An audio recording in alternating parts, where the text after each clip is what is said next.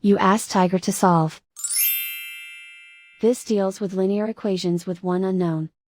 The final result is y equals -6. Let's solve it step by step. Simplify the expression. Expand the parentheses. Simplify the arithmetic.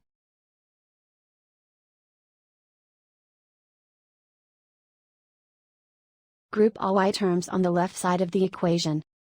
Subtract 2y from both sides. Simplify the arithmetic. Group like terms.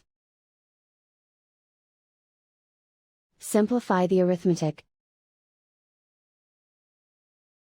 Isolate the y.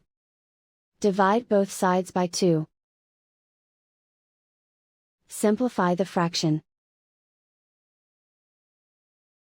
Find the greatest common factor of the numerator and denominator.